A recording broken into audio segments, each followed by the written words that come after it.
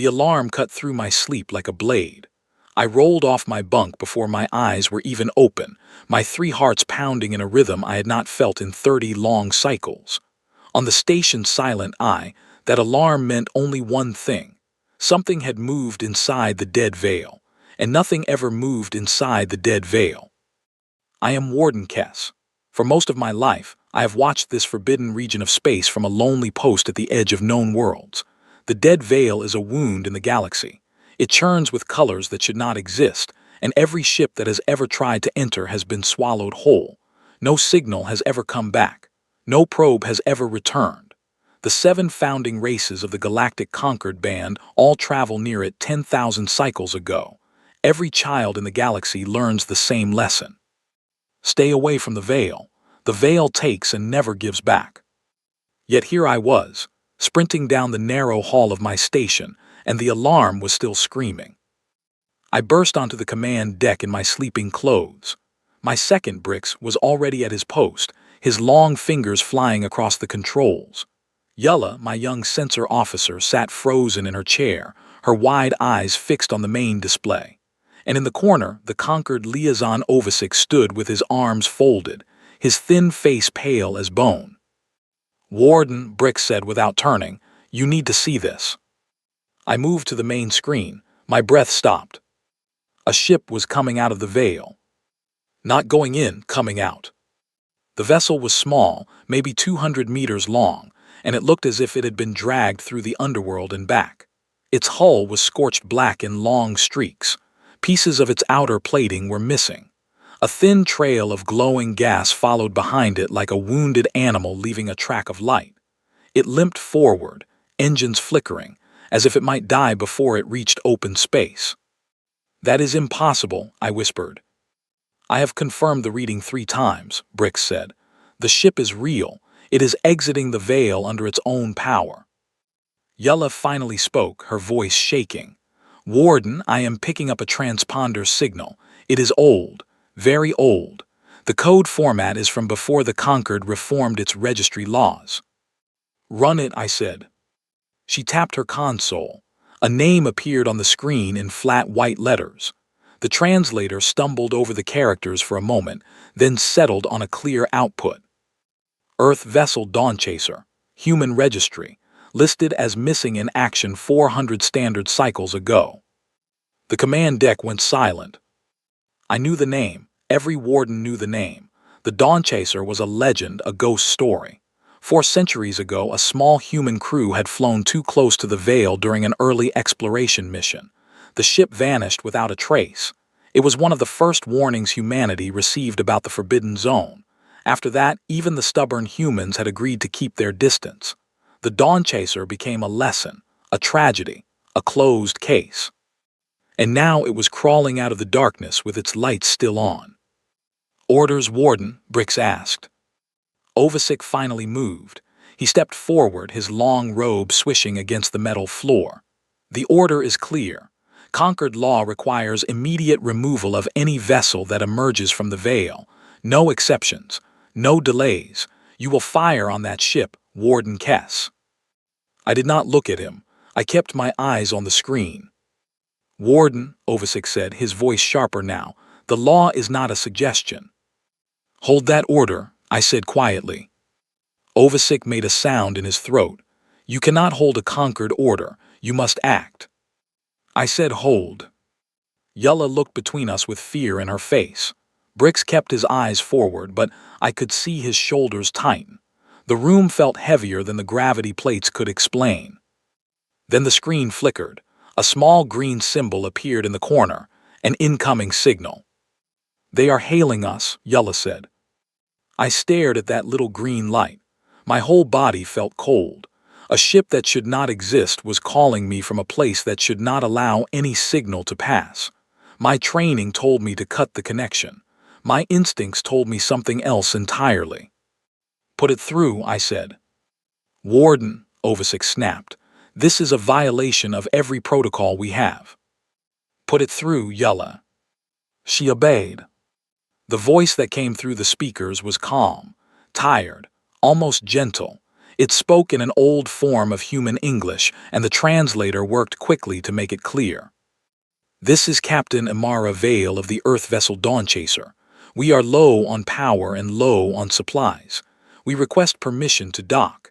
And if it is not too much to ask, a hot meal would be a miracle right about now. No one on the deck moved. No one breathed. A human voice, alive, speaking to me from a ship that had been lost for 400 years. I found my own voice somewhere at the back of my throat. Captain Vale, this is Warden Kess of the station Silent Eye. Please confirm your status. How many on board? 83 souls, Warden, she said. All accounted for, all breathing, most of us a little tired. 83. The original Dawnchaser had launched with a crew of 40. That number was in every history file. 40 humans went in. 83 were coming out. My mind could not hold it. Ovasik stepped closer to me. His voice dropped to a whisper meant only for my ears. Warden, listen carefully. Whatever is on that ship is not human. Nothing lives in the Vale. Whatever speaks to us now wears a stolen face. You know this. You have served long enough to know this. Give the order, burn the ship. Save your station. Save your career. Save us all. I turned my head and looked at him. His face was serious. His fingers trembled just a little against the edge of his sleeve. I had served with Ovasik for 11 cycles. I had never seen his hands tremble before. That tiny shake made me pause more than his words. I turned back to the screen. The Dawnchaser was drifting closer to our station. Its engines were failing. If I did not act soon, it would either crash against our shields or die out there in the cold. Either way, the decision would be taken from me. Captain Vale, I said, please stand by. I need a moment. Understood, Warden, came the calm reply. We are not going anywhere fast. I muted the channel and turned to my crew. Brix was watching me with quiet patience. Yella looked young and frightened. Ovasik looked furious. Brix, I said, what do your instruments tell you about that ship?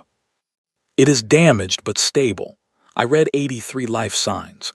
Human biology. Body temperatures are low, suggesting hunger and exhaustion. I detect no weapons powered, no aggressive systems online.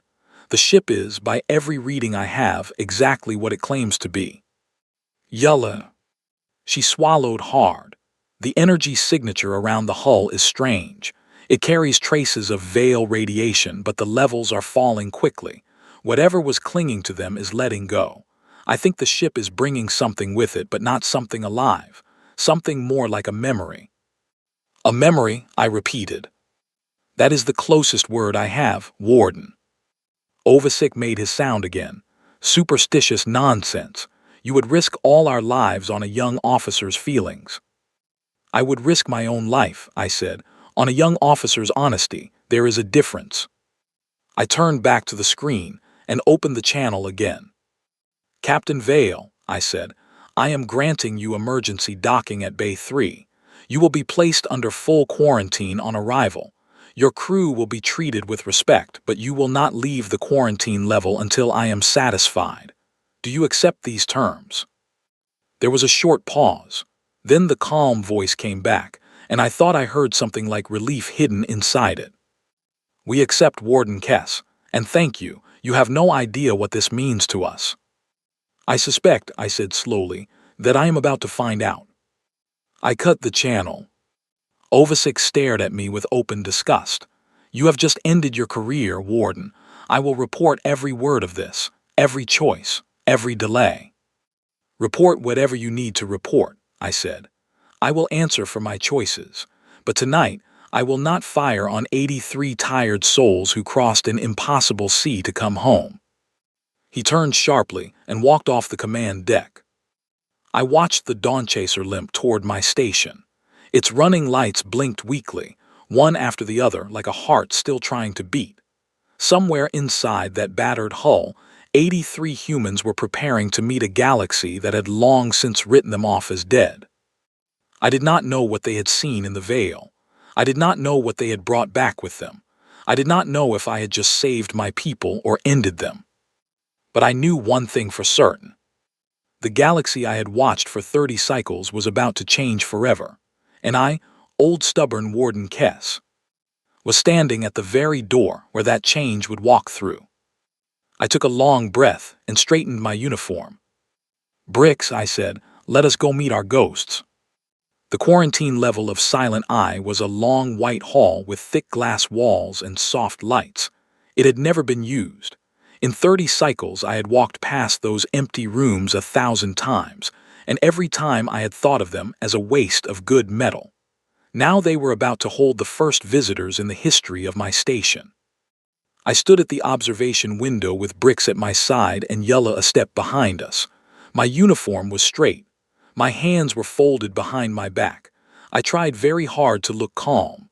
Inside, my hearts were racing like young animals. The docking clamps hissed, the outer airlock opened, and one by one the humans came through. They walked slowly in a single line, with the steady movement of people who had learned not to waste energy. Their clothing was patched many times over. Some pieces looked like the remains of original ship uniforms. Others were made from materials I did not recognize. Strange woven fibers, dull plates of hammered metal.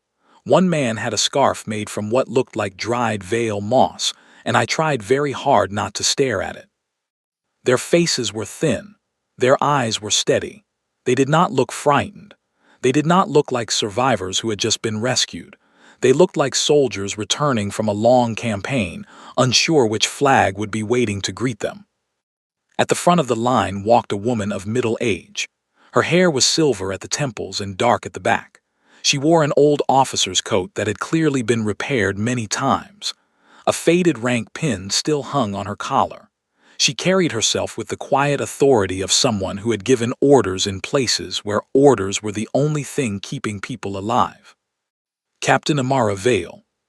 She stepped into the main quarantine chamber, looked directly at the observation glass, and found my eyes through it. She lifted one hand in a simple greeting. "Warden Kess, I assume," she said. Her voice came through the speakers with the same calm I had heard on the bridge. "Captain Vale," I replied. "Welcome to Silent Eye." "Thank you for not blowing us out of the sky," she said. A small smile touched her lips. "I understand that was the preferred option." "It was," I said honestly. "I chose a different one." "I am grateful." Behind her, the rest of her crew filed into the chamber. They did not rush for the food and water we had set out. They did not even look at the soft beds along the wall. They formed a neat line behind their captain and waited. One by one, Bricks counted them off through the glass. 83, he said quietly, all confirmed. I stepped closer to the window. "Captain Vale, I must ask, the original Dawnchaser carried a crew of 40. Where did the others come from?" She did not answer right away. She looked back at her people, then turned to me with a steady gaze. "They were born, Warden," she said. "Some of them anyway, children grown up now. Others were saved from other ships that entered the Vale long before us and never came out whole. We found them. We took them in.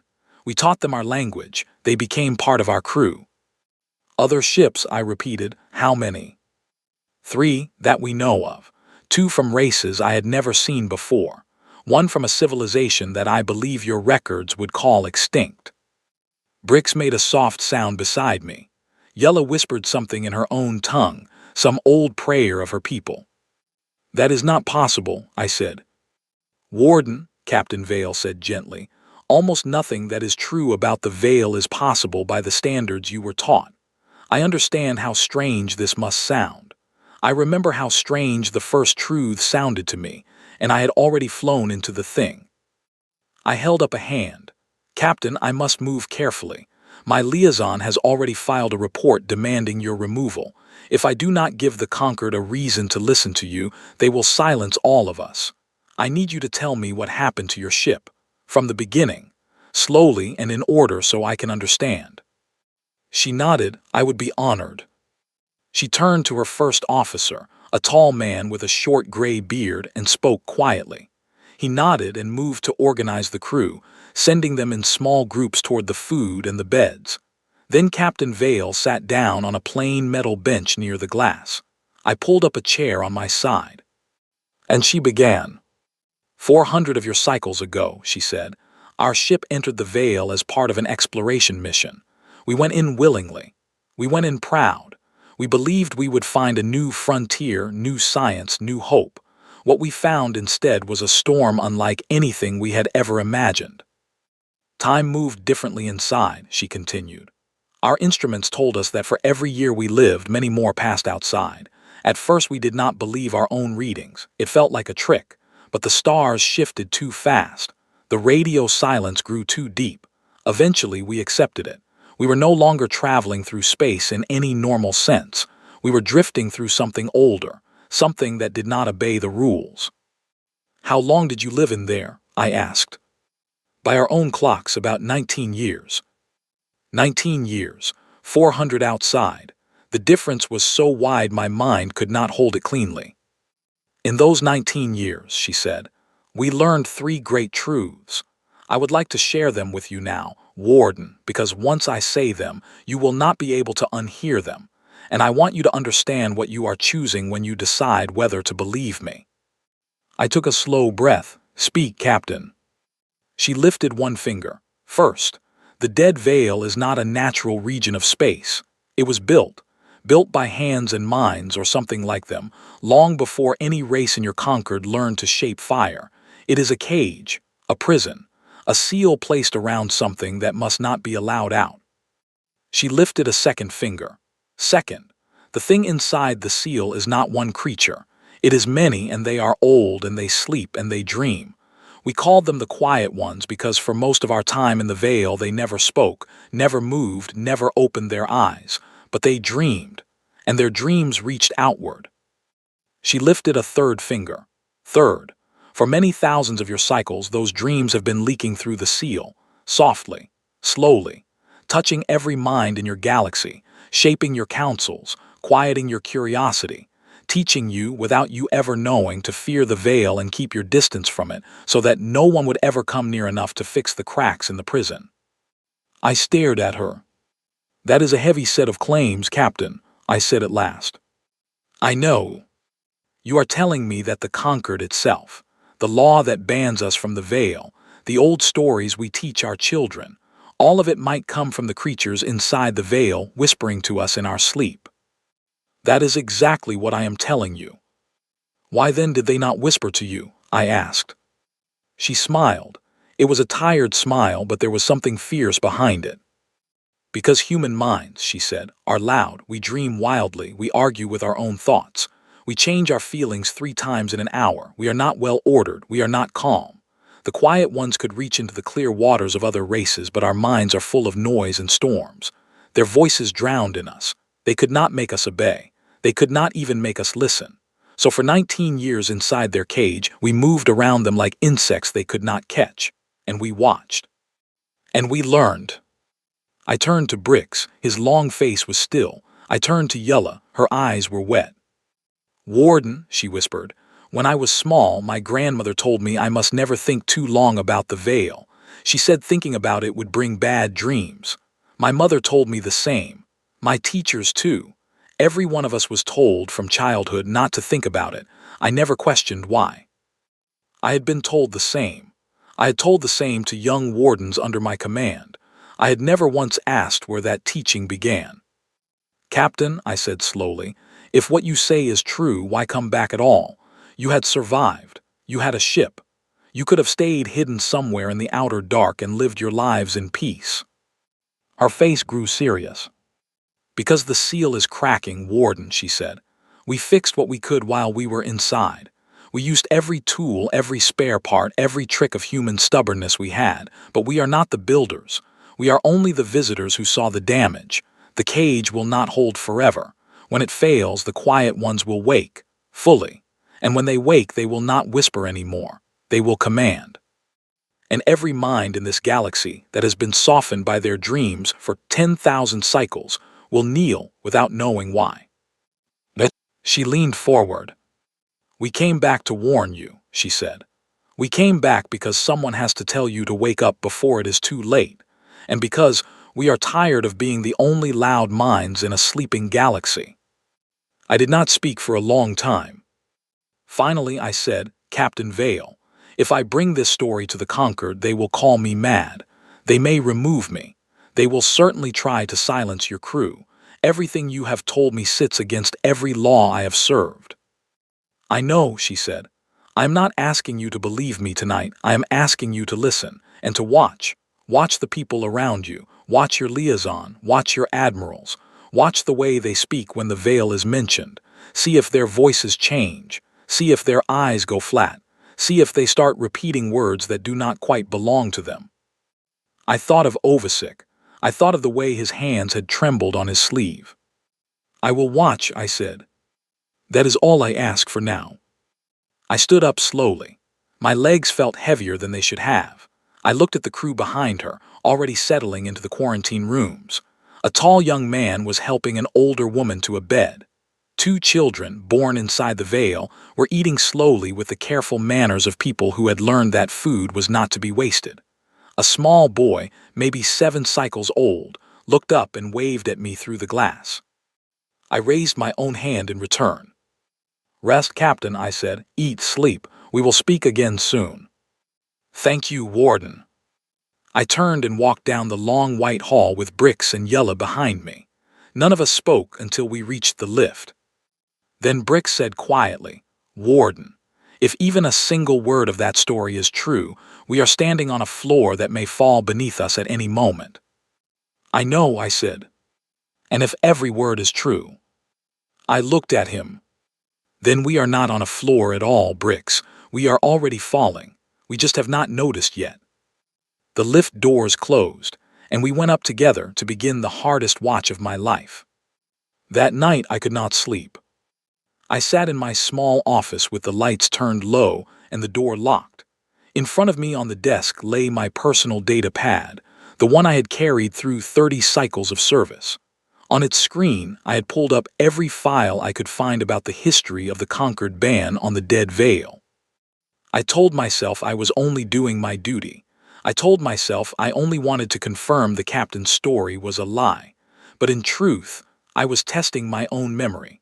I was testing the world I had always lived in. What I found shook me more than anything the humans had said. The original ban on the Vale had been written by a small council 10,000 cycles ago. I had always believed it was signed by wise founders of the conquered, people who knew exactly what they were doing. But when I read the old notes behind the law, I saw something I had never noticed before. The council had been arguing fiercely in the days before the vote.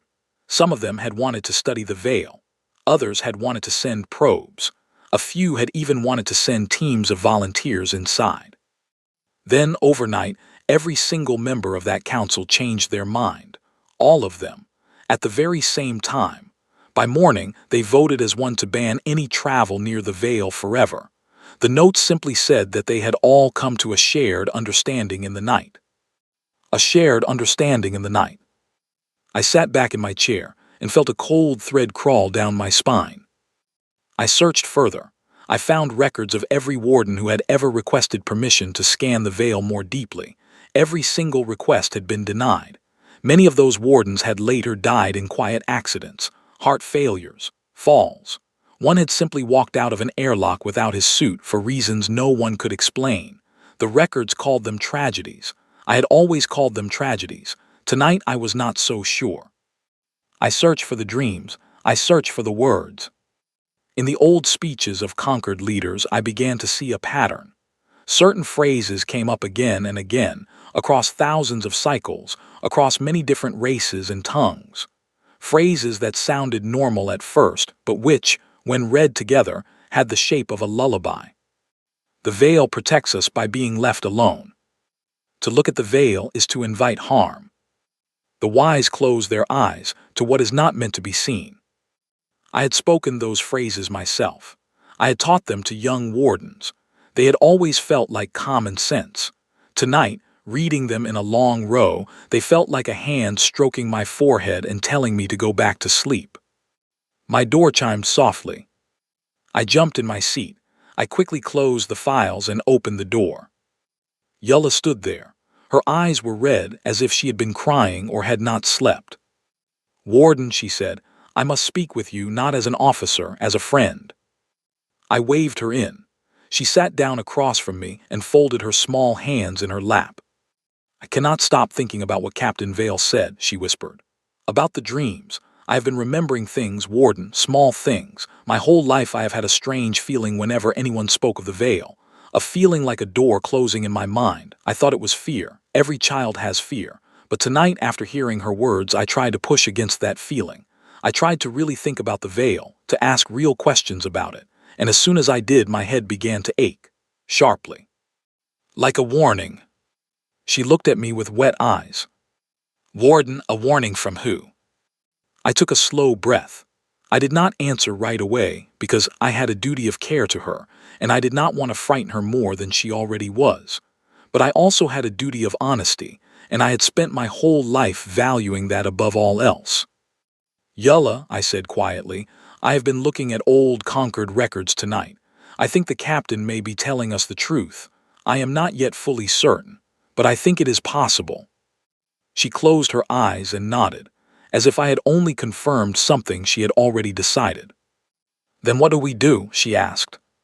"For now," I said, "we watch, we learn, we stay alive.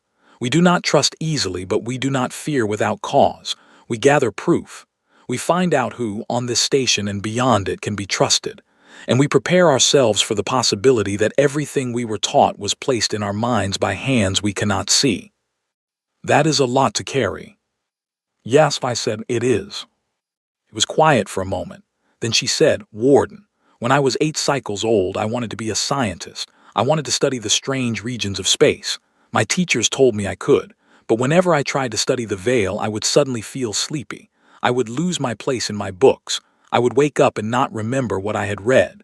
In the end, I gave up and trained as a sensor officer. I told myself I was not smart enough for the science track. I told myself I was just weak." Her voice broke. "Warden, I was not weak." I reached across the desk and placed my hand gently over hers. "No," I said, "you were not weak. You were loud, little Yulla, loud enough that they had to keep putting you back to sleep." Tears ran down her face then, and she did not try to stop them. I did not stop them either. She was not weeping from pain. She was weeping from the first true taste of freedom she had ever known. When she had settled, I said, "Go to your bunk, rest. Tomorrow we begin the real work. And Yulla, tell no one what we have spoken tonight. Not Bricks, not the other officers, not yet. I do not know who among us may speak in their sleep to ears we cannot see." "I understand, Warden." She left quietly. I sat alone for a long time, my hands still warm where hers had rested. Then I rose, walked to my window and looked out at the stars.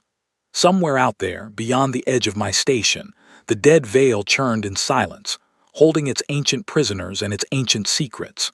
And further still, across the long night of space, a mighty fleet of the Conquered was certainly already being prepared, drawn to my little station by the report of a liaison who feared what he did not understand. They would come soon. And when they did, I would have to stand in front of them, one tired warden with one small crew, and tell them that the laws they had served their whole lives had been written in a dream they had never chosen. I rested my forehead against the cold glass and closed my eyes. "Old stars," I whispered to the dark, "give me strength. I think I am about to become the loudest mind I have ever been." Behind me, on my desk, the small green light of an incoming message began to blink. I turned slowly. The sender's code was Conquered High Command. I read the short message twice. My heart grew cold. A fleet was on its way, led by Admiral Tessenval of the ruling Synod, one of the highest figures in all the Conquered, a woman I had admired since I was a young cadet, a woman whose speeches I had memorized, a woman whose face hung in a dozen halls of honor across 100 worlds. She would arrive in 2 rotations. Her orders, the message said, were simple and final. Sterilize the human vessel, sterilize the humans, sterilize, if needed, the station that had failed to sterilize them first. I sat down slowly. I looked at the message for a long time. Then, very carefully, I reached forward and deleted it. It would change nothing. Her fleet would still come, But for that one small moment, I refused to let her words live inside my machines. I refused to be the one who carried her death order into my own halls. I stood, straightened my uniform, and walked back to the quarantine level. Captain Vale was awake, sitting by the glass, as if she had known I would return. She looked up at me calmly. "How many rotations do we have?" she asked. I stared at her. "How did you know?" "Warden," she said softly, "I have been running from this moment for 19 years. I can feel it coming the way a sailor feels a coming storm." I sat down across from her. "2 rotations," I said. She closed her eyes briefly, then opened them again. "Then we have 2 rotations to prepare the galaxy to hear us," she said. "Let us not waste them." I looked at this tired human woman, this impossible captain, this loud mind that had outlasted a prison of dreams. And for the first time in many long cycles, I felt something rise up in my chest that I had almost forgotten existed. Hope.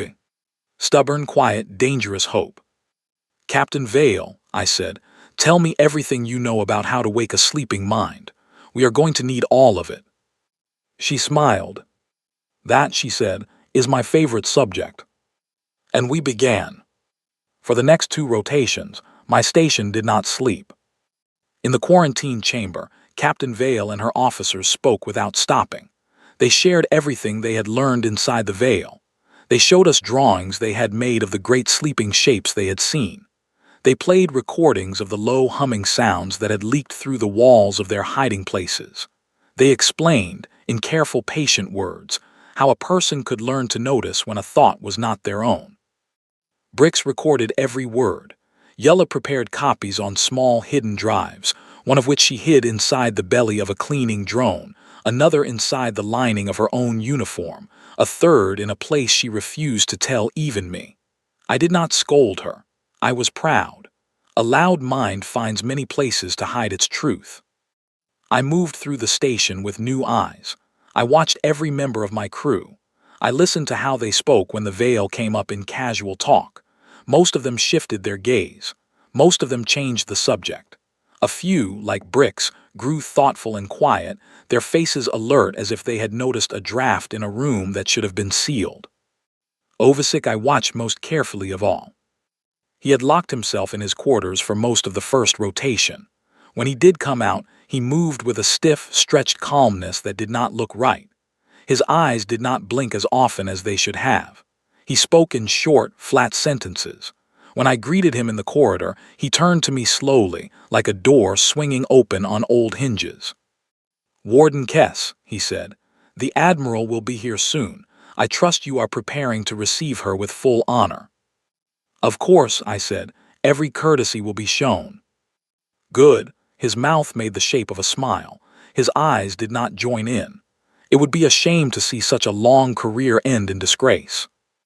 "I have no intention of ending my career in disgrace, Ovasic." "No," he said, "I am sure you do not." He walked past me. I watched him go. Captain Vale's words returned to my mind. "See if their eyes go flat." Ovasic's eyes, I realized, had been flat for a long time. I had simply never allowed myself to see it. That night I gathered Bricks, Yulla, and 3 other officers I had chosen carefully in my mind. I led them to a small meeting room deep in the lower levels of the station, far from any common channel, and I locked the door behind us. I told them everything. I told them what Captain Vale had said. I told them what I had found in the old council records. I told them about the pattern of phrases in conquered speeches, the quiet deaths of curious wardens, the shared decision made in the night. I told them about Ovasic's flat eyes. I told them that Admiral Tessenval, the hero of my youth, was coming to our station with orders to kill every human on board, and if needed, every one of us with them. They sat in silence when I finished. Bricks, my careful, skeptical Bricks, spoke first.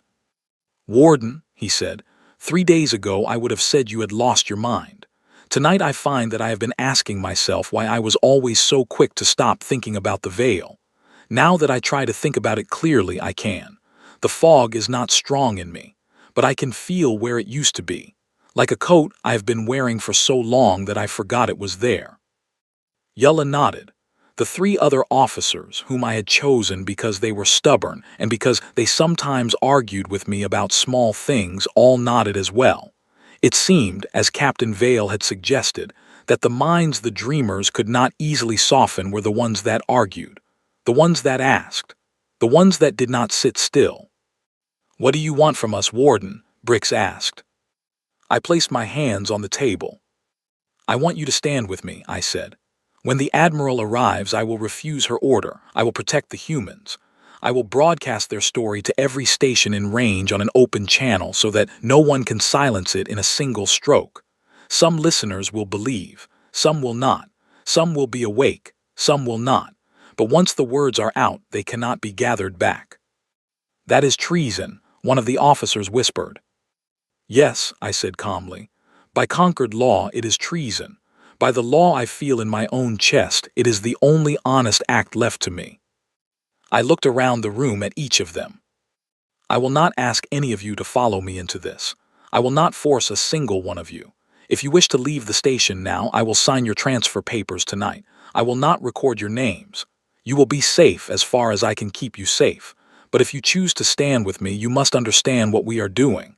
We are stepping off the path. We are becoming loud minds in a galaxy that has been kept quiet.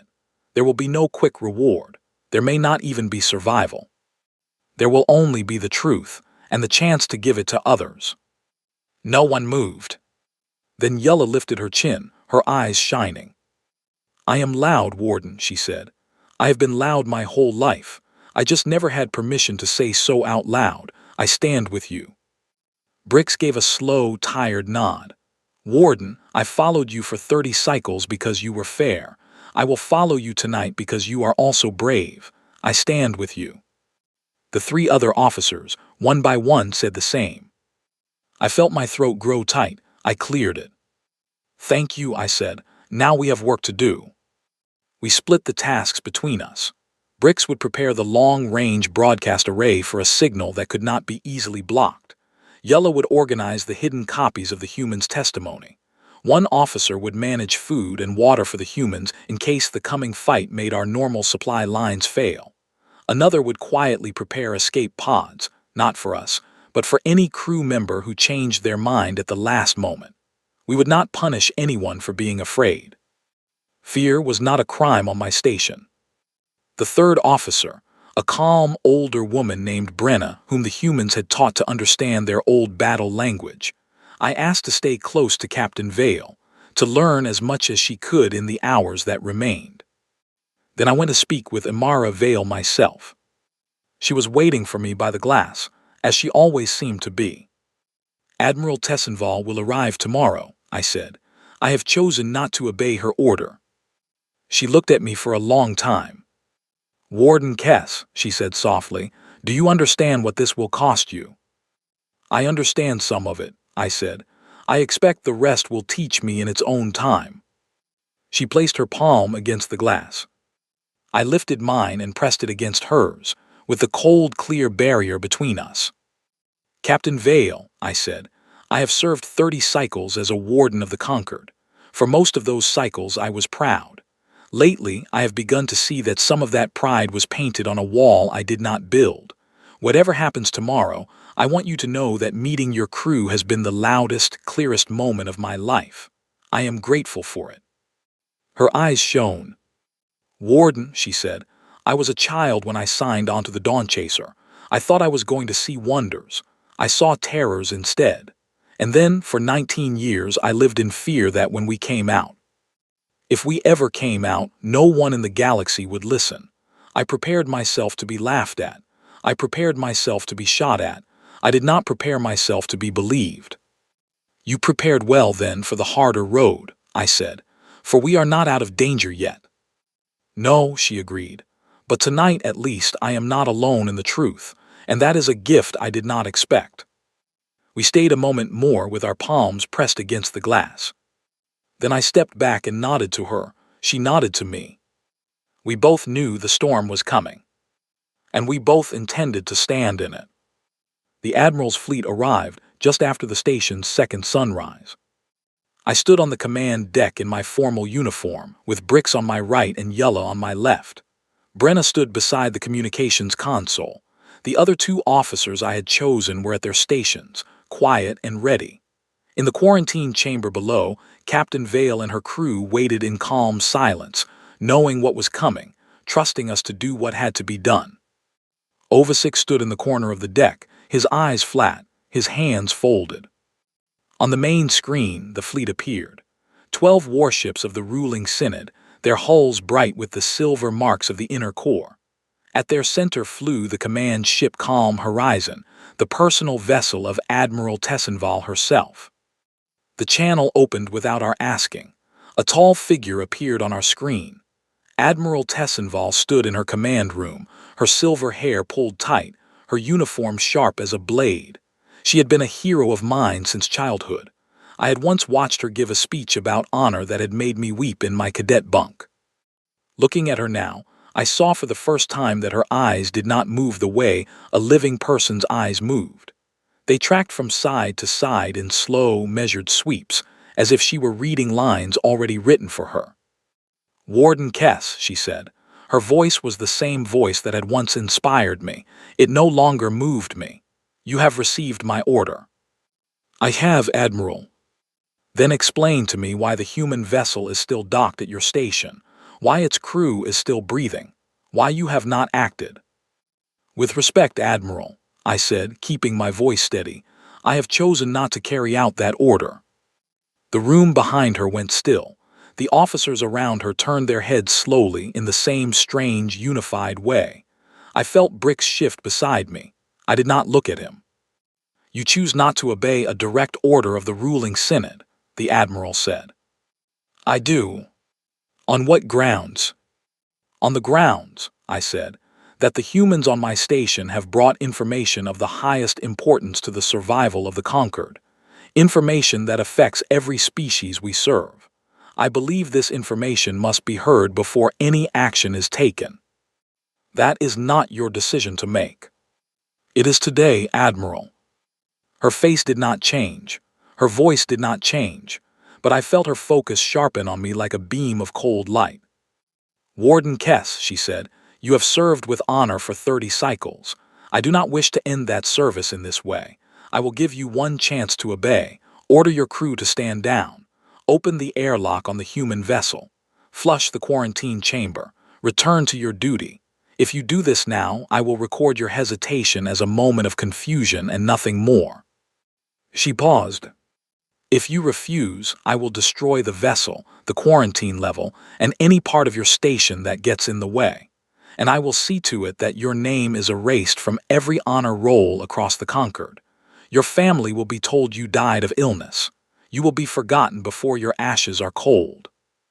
I felt Yella tremble slightly beside me.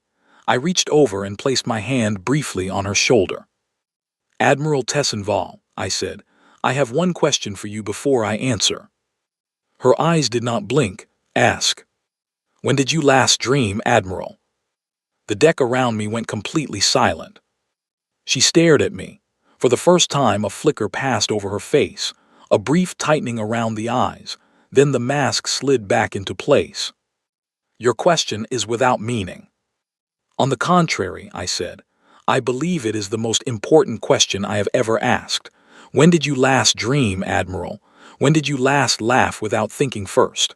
When did you last disagree with the Synod, even on something small? When did you last feel doubt?"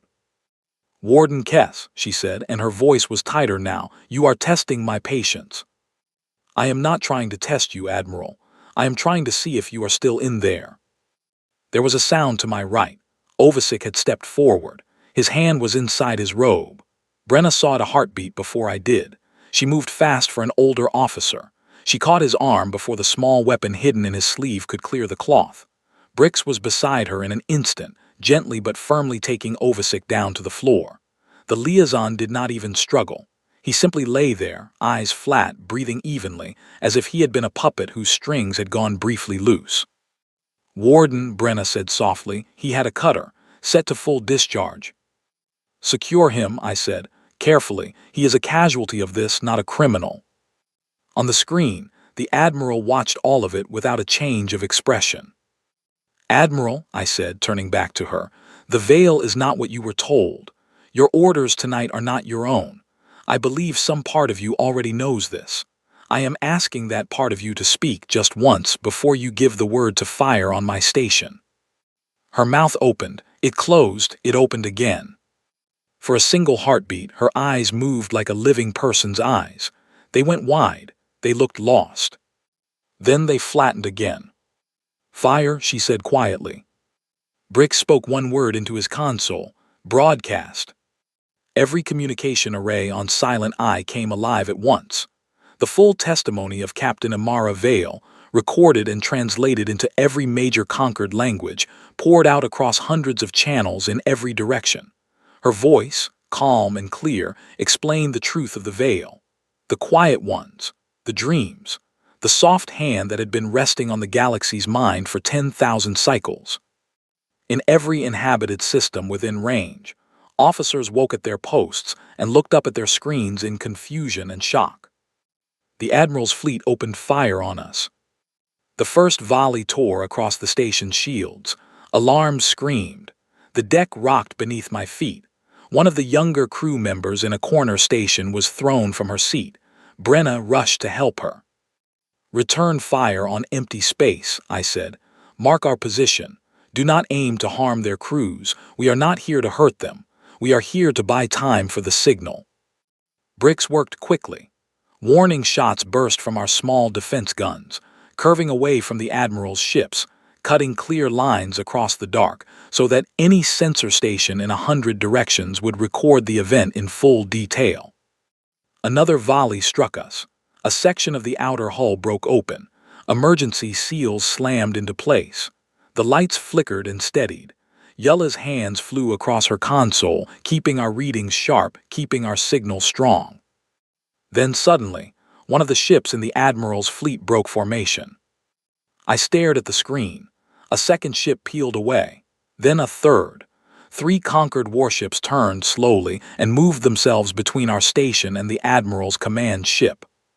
A new voice came through our speakers, a younger voice, a captain I did not know. "This is Captain Oren Mallory of the conquered cruiser Straight Dawn," the voice said. "I have heard the broadcast. My crew has heard the broadcast.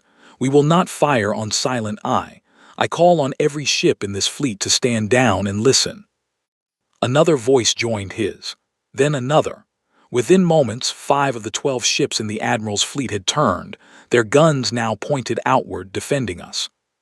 On the main screen, Admiral Tessenval's face grew still. Her lips moved without sound. Then very slowly her eyes changed. They became living eyes. Her hand went to her mouth. She looked around her own bridge as if seeing it for the first time. She saw the order she had just given.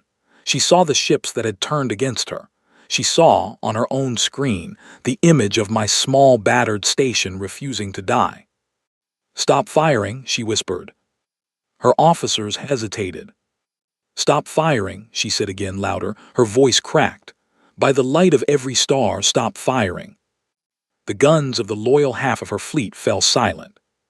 The battle was over almost as quickly as it had begun.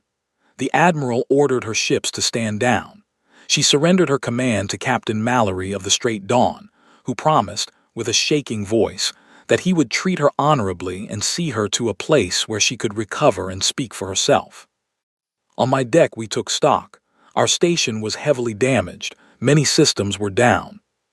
2 of my crew were badly hurt but alive. No one had been lost. Below, in the quarantine chamber, Captain Vale and her crew were unharmed. She stood by the glass as I came down the lift, her tired eyes soft with relief. "You stayed loud, Warden," she said. "I had a good teacher," I answered. We held each other's gaze through the glass for a long moment.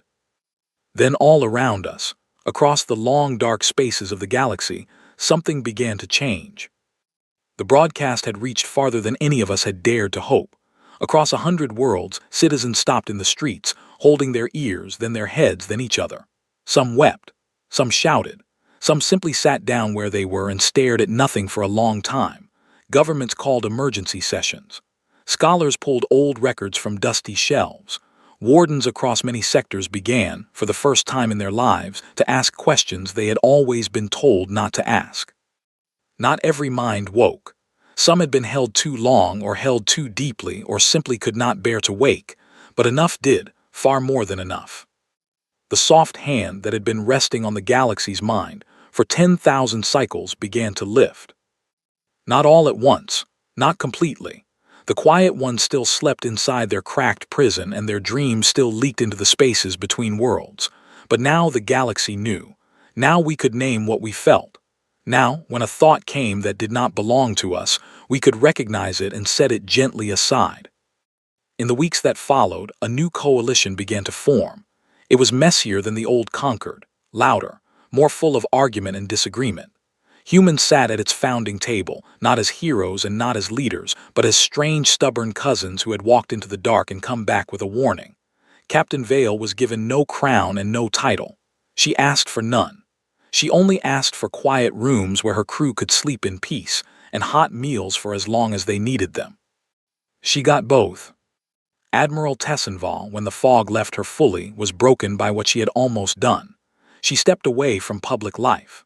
In her last recorded message to the galaxy, she asked only that her speeches be read again with new ears, so that others could learn to tell the difference between their own voices and the voices of those who had shaped them.